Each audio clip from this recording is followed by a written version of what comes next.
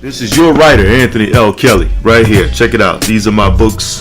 Mac, Jaja, book, Sunshine. And this is my first book published, Saving Miss Caroline. And this is my latest, El Manic. Go check this book out, man. This is a nod at hip-hop on its 50th anniversary. This is a nod to one of the illest MCs to ever do it, Nasir Jones. This is me shedding the light on mental illness. I'll leave all the links in the description box. Salute to everybody who's ever supported me, man. Y'all go support your boy, Anthony L. Kelly. Check till next time. No postage. I'm on Lil Romeo album. I'm on Silk the Shock on My World My Way. I'm on cp3.com. I'm on Soul the Slim album, The Streets Made Me. I'm on Crazy Breeder Life. On the Eyes, I did mad work.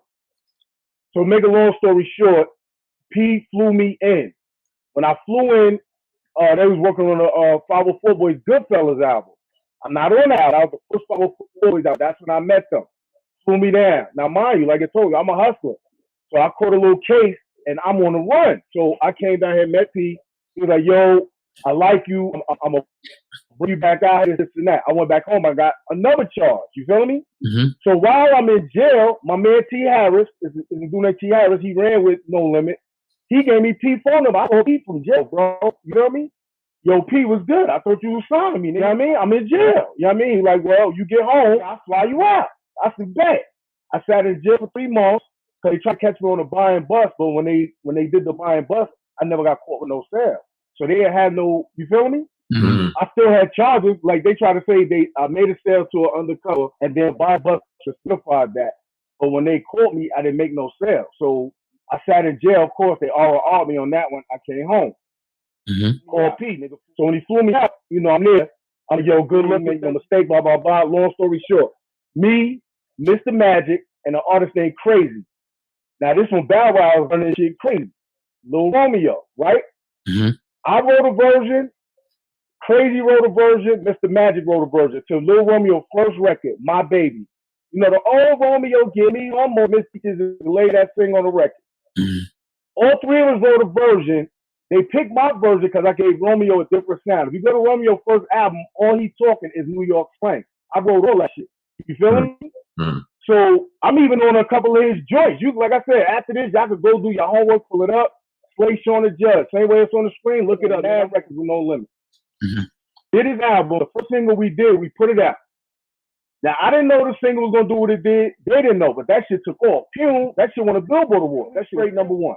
I'm piped, nigga. I'm at home. These niggas in New York City, he got the Billboard Award. So I'm heated because they shout me out. Like, how the fuck y'all niggas don't shout me out? And I wrote the record. And on top of that, y'all niggas in New York, in my city. That was like Jackson was alive, and Lil Romeo did a show in Madison Square Garden. So I'm like, how y'all niggas leave me in Houston, and y'all in my city, and y'all leave me home, and everybody asks you, yo, what's up with Slay? Oh, he busy. Yo, nigga, y'all just let me off. So boom, when that happened, the record took off so quick, now we got to do the album. So nigga, I wrote Romeo album in about 2 weeks. You feel me? He went to 106. I was on 106 about the footage. Whenever Silk was there, I was there. Because I was on a promotional tour with Silk. You know what I'm saying? So I'm all on his album, on Master P album. I even wrote for P. If you go to P album, Ghetto Posted, it's a song called Life I Live. Mm-hmm. It's me and P rapping on it. It's all my lyrics. This nigga P, you rapping my lyrics. So we going back and forth, but it's all me. So like I said, after this interview, like I say all the receipts, all the songs, everything. Mm-hmm. Long story short, I'm happy to be there. You feel me, nigga? I'm from the hood, nigga. I done made it. This nigga's supposed to be worth $400 million. I'm thinking this nigga a real nigga. Nigga flew me out here while I was on the run. The whole time I was with these niggas, I'm on the run. Just keeping it real. So like I said, Romeo shit is taking off. So I'm so excited. And plus I live there. Like I live in their house. I had a room in Silk the Shock house. I stayed with them for a whole year. So while we working on Romeo album just taking off. So I'm good because I'm writing all this shit. And these niggas is telling me, yo, I'm going to do this for you and that for you. So I'm thinking I'm straight. So I'm not even stressing the business out because I live with these niggas. You feel me? You'll get caught up. So this is one thing I can tell artists. If you ever get in a deal, niggas, stick to your business. I care if them niggas your friend. They ain't got to be your friend. You there for business. Once I recognize and realize that, that's when everything went sour. Mm-hmm. So let me show you how this shit started to go sour. So now, mind you, before I did Romeo album, I'm on P album. I'm on 3 songs on P album. like I said, the album's called Ghetto Postage. I'm on that. Then the next album after that was Silk the Shocker, My World, My Way. I'm on 3 songs on that. The Silk solo record from on here. Now, I'm not tripping because these niggas is keeping me on the record. You feel me? So I'm like, as long as I'm on the record, I don't give a fuck. You can use it. But here's when the fuck you come in. These niggas get you to sign work for hires, meaning you get paid that one time for the verse, you don't get no royalties. Nigga, I never got a royalty check since I've been on No Limit. I've been on gold albums, platinum albums. I never got a royalty check ever. Right? So mind you, it took me 1 year to realize this. So in the first year, I did the Master P album, the Silk the Shot album, the Romeo album. Now after that, they went from this is all on priority. Then we went from priority to Universal Records. Now I'm on top of my game. So me and Pete, like now it's time. Pete's like, yo, we about to go to Universal. Make sure y'all get your lawyers, get your paperwork straight. So now I'm piped now. You feel me? I done did this for Romeo, so now nigga, I know I'm about to get paid, about to get on. So I say, yo, P, so you know what we gonna do about the next album, nigga? You ain't know the first album's gonna do what it did. I ain't know it was gonna do what it did, but it did it. You feel me? But on this next shit, I'm trying to get paid. This thing gonna say, bro, I could get anybody to write, bro. I said, nigga, I don't care what you can do. It's what you didn't do. It's what I already did. You feel me? Right. No, I already did that. Fuck what you can do. So me and Pete fell out, nigga. I went back home. Now, mind you, I done been living out here for a whole year. I moved my family out here, my kids, my first wife. You know what I'm saying? Now this nigga playing with our money. And let me tell you how these artists put an album together. They leave niggas home starving, and they call everybody to the house. You got all the producers come through, all the artists come through. So we sitting in there. Mind you, the more records you on, the more money you make. But remember, I told you, it's a work for hire. This is all within the first year. Now I'm processing this. When we moved to Universal, it's like 3 records. He had an album called Game Face. I was on like 6 records, but since I didn't sign a work for hire, I got kicked off. So mind you, I'm at No Limit at this time. Currency's there, Chopper's there, Fifth Ward Weeby's there, Tebow Crazy. Like when I got there, Snoop was leaving. When I got to No Limit, Snoop did his last album, The Last Meal. That was the last album he did on No Limit. That was when I did that. So I met Snoop, but he wasn't on the label no more when I got there. So by me writing for Lil Romeo, I'm thinking I'm in a different wavelength now. So now when he comes to work for hire, I'm like, nigga, I'm not signing that shit. You feel me? Right. So when I didn't sign to work for hire, he kicked me off the album. I'm not on Game Face. You know what I'm saying? But if you look at Romeo's second album, I wrote, but this time I copywritten my music because the first album, I wasn't smart enough to do that. I'm just living with these niggas. I'm a street nigga. I'm believing that these niggas is going to do right by me because first of all, I lived there with them. You know what I'm saying? Right. So when he didn't come through to what he was supposed to came through it, I ain't trust the nigga. So like I told you, after we fell out, I went home. He had some other niggas trying to do the album, but they couldn't come up with the proper music. Now on Universal, these niggas like, yo, where these big hits at? These shits ain't popping. You feel me? So they flew me back in. If you go listen to Romeo's second album, I wrote a song called Hard Knock Life, Beer, because nigga, who could craft the second album better than the nigga who did the first? You feel me? Right. So this how they needed. So mind you, like I said, this time I was smart. So I sent the records off to get copywritten. So if this nigga try to play me, I got him, right? Take the nigga to court, right? Like I still got a case looming. I don't know what the fuck happened, nigga. I went to jail. I took the nigga to federal court, nigga. I had all this shit copywritten 2004. I think we went to court 2005, 2006. He had the music copywritten, I think 2005, 2006. After me, how you get the music copywritten after I already got it copywritten? Now, like I told you, I was already on the run. I got caught. I'm a hustler just by nature, so I got caught up in some shit trying to go back up top. I never made it out of Texas. I got caught in Texas, so I got bagged in Texas. But when I came home, my whole case vanished, bro. The lawyers, I don't know what the fuck we at, is just gone. You know what I mean? But I got all this shit documented. Everything is in documents. So when I see P get on TV and Romeo get on TV, like, yeah, me and my pops wrote, they ain't like shit, nigga. I wrote that shit. Like I said, go check the slang out. Romeo, what it do, man, what it is, he mind you to death on the first album. And he was another important factor to realize. Look at 8 artists that was No Limit. Without the last name Miller, All them niggas is regular niggas right now. Damn. If I'm lying. Look at Silk the Shocker. Silk the Shocker ain't got another record since Romeo came out. Keep it real. Look at it. Ain't they cousins? They ain't family? Silk and them? Nigga, that's his nephew. That's What? Master P's brother. Silk is Master P's brother. So I'm just telling you, when Romeo came out, Silk was the second highest artist on No Limit. Right. He multi-platinum artist. But when Lil Romeo came around, Silk, they didn't fuck with him no more. Bye. I got my son now, nigga. I don't need you. So how much you would you Facts, estimate? bro. How much did you estimate you made in work for hire, and how much would you estimate he owed you in royalties? I know it's crazy.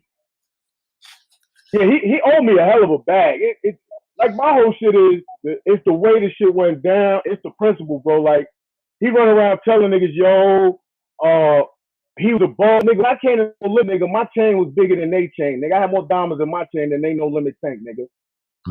And I got pictures to show that and to prove it. When they gave me my No Limit chain, I was so dissatisfied. I got my No Limit chain redone and put more ice in my shit because it wasn't enough, nigga. Now who does that? You feel me? Who does that, nigga? Man. You know what I mean? When I first came out here, we flew ourselves out here, nigga. My niggas flew they self. He flew me, but my niggas flew they self out here. You feel me? Right. So, like I said, that just pissed over, you know, TV like, yo, I'll do right by niggas. No, you don't, because everybody's fucked up. Ain't no nigga on No Limit that was an artist that sold mad records, got money to this day. And you can't use Mystical, because Mystical left and went to Universal had his own deal. I'm talking about every artist that was on there. Name a nigga that's on No Limit right now that got money or is not a regular nigga right now, but they sold millions of records. Even so. So would you say that that's common practice? Because you hear this about Diddy, you hear, you know, I've even heard this about Master P, you know, the rumors about, you know, the publishing, that whole publishing thing, them taking that from people who just didn't know better. So what do you think about that? I mean, he did it to more people, or how you feel about that? I think he did it to a lot of people. My whole thing is a lot of people don't know the business. Like I said, you get caught up. You went from watching them nigga at home on TV to actually being with them every day. So you get caught up in the fame. You feel me? As opposed to your business. Like most artists broke, they trying to keep up with the CEO. The CEO got that bag. You can't keep up with the CEO. You feel me? So most niggas, when they get on, like, I ain't getting no sign-on bonus when I got there. I didn't get this. I didn't get that. He treated niggas from New Orleans better than, I'm from New York. So he ain't got to see niggas from New York, but he got to go back to New Orleans. Yeah. You understand what I'm saying? So when he signed a nigga like Chopper, he gave him a Jag, but it was his Jag. So Chopper got to go back to the city fronting like you really taking care of him because he's from your city. But what about all the artists that was on there? Like we had a No Limit East. It was me. It was a group called Official. I was a solo artist. It was a group called Official. And there's another solo artist named Short Circuit. You know what I'm saying? Mm-hmm. But like I said, I wrote all that shit, bro. I wrote a lot of shit, and like I said, I didn't get my money, and I don't like the fact that a nigga's trying to act like I didn't do it when it's facts, nigga. Even on the first album, if you turn over the back, Romeo says, "Thanks to Slay Sean and Mike Diesel for helping me with my music." You know what I'm saying? Wow. That's in his writing. You know, when you put your credits on the back of this, that's in his shit. And I'm on the album, so it ain't like I'm just saying this shit. I'm on the album. I'm on hooks. You get your hand on the single, nigga, in the beginning of the record. I'm the one talking. You know what I'm saying? So, you know, all this shit is facts. So, like, Romeo, like I can't get mad at Romeo because he was a kid, but, nigga, you grown-ass man. Like, you know what I did for, nigga. Your pops didn't pay me. And the whole reason why I left me and No Limit ain't together no more, nigga, I was mad, nigga. I'm a street nigga. So I couldn't get at the nigga with my physically because he keep police around. You feel me? So I got at him musically, and that shit blackballed me, nigga. I had a CD coming at this nigga neck. You feel me? And that shit blackballed me. So niggas, who you gonna believe? A nigga you never heard of, or a certified dude that already moved records, like a Master P? Now, get into the whole blackball thing. We hear a lot of people that say that. What okay, did so the blackball thing. All right, so after I was with No Limit, I know you heard of Lil Troy, Want to Be a Baller. I wrote for his son, T2. Mm-hmm. It was another artist named Jay from here. He got signed to Music World, Matthew Knowles label. I wrote for him too. But the blackballing, as far as it goes, is when I sat in Universal, I sat in Sony, and I sat in Def Jam. played the Beef CD, them niggas didn't want to fuck with it because of their relationship with Master P. Like I said, this dude sold millions of records. So who you gonna believe? A new nigga or you gonna believe a nigga who's already certified? You looking at a business relationship. I didn't have no machine. If the internet was popping like it is now, at the time when I was coming at that nigga, he'd have been finished. Because I was making enough noise on the street. You know, I'm from the right out the trunk era. I'm in the South. You feel me? I'm still out here. I've been out here for 20 years, bro. I got shows with Slim Thug, Power Out, you feel me? J-Dog, all these Houston niggas. I done did shows with all these niggas. Like I said, I've been out here for a dub, bro, for 20 years. P ain't even out here no more. He in California. Okay. So like I said, I'm not gonna act like P never gave me no money, but did he do right by me? No. Is it fair to say, I mean, because what we see out here, and we've given Master P a whole lot of credit for what we see as far as a businessman, his entrepreneurial spirit and things like that, but we don't get the backstory. So I'm glad you're here giving us this conversation right now. Is it fair to say, bro, that, that Master P's a fraud? Would you say that? You said, is he a fraud? Yeah. What I say about Master P is this, bro. I say I heard that niggas took advantage of him back in the days, like with the music shit. Like he was letting other niggas take care of his business and they was stealing from him. So ever since he found out about that, he's fucked everybody else coming forward. You feel me? But is he a fraud? In my eyes, I say hypocrite because nigga, you've been worth $400 million. When the last time you touched a brick? When the last time you moved a brick? So what a lot of these execs do is feed off niggas straight from the street. Nigga, if you straight from the street, you know exactly what's going on because you out there. These niggas are so away from it. So the thing that got me mad at P is P always want to be that dude. Perfect example. Go look at Tight Whips. I think it's 8. I'm on Tight Whips. I'm rapping on that song and I'm in a video. It's about 8 artists on there and P rap 3 times. Go look at the music video Tight Whips. He don't want nobody to get no fucking shine, bro. We had a hell of a team. He could have Phil Jackson the game and won. This nigga would take your shit and steal it and run with it. This nigga gave me an excuse on the I soundtrack. The nigga, I wrote the whole animal on the I soundtrack song with him, and the nigga gonna tell me, yo, they want me on the hook, so I gotta take you off. I heard that. What kind of shit is that, bro? Man.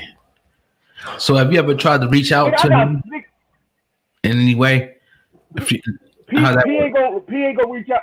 P ain't gonna reach out because P is not gonna admit I did him no wrong. And you know what really took the cake with P was his excuse of me not fucking with him no more is he said somebody told him that I was gonna rob him. I said, P, first of all, bring the nigga who told you that to my face and let him say that, for one, right?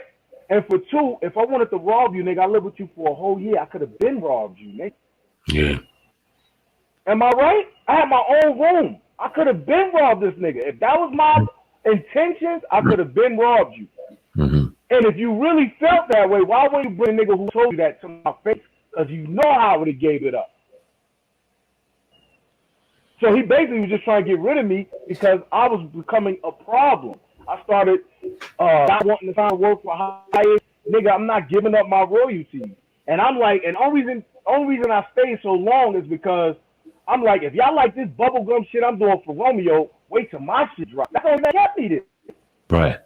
You know what I'm saying? If y'all like this simple shit, then I'm going to be great. You know what I'm saying? I'm not even tripping. I could write a song. It don't matter. I was nice back then. I'm still nice right now. You know what I'm saying? I still do music, but it kind of burnt me out. Like everywhere I went, niggas will always bring up, well, what happened with No Limit? Well, because of the B CD. A lot of niggas heard the B CD, bro. You know what I'm saying? A lot of niggas heard it. You know, perfect example, Steve Francis. Steve Francis was starting his own label in Houston. I met Steve Francis. A lot of niggas always bring up my B CD, so I bring it up to him before a nigga can hate. I'm like, yo, before a nigga tell you, I'm going to tell you, nigga, I did a B CD, I came at P, nigga. You know what I mean? So I'm just letting you know before we go further. So he's like, oh, P, my man, I can't do that. I said, nigga, no disrespect, but I stayed with P for a year, nigga. You ain't never came to the house. Nigga, you drove by and honked, but you ain't never came to the house to say that's your man, nigga.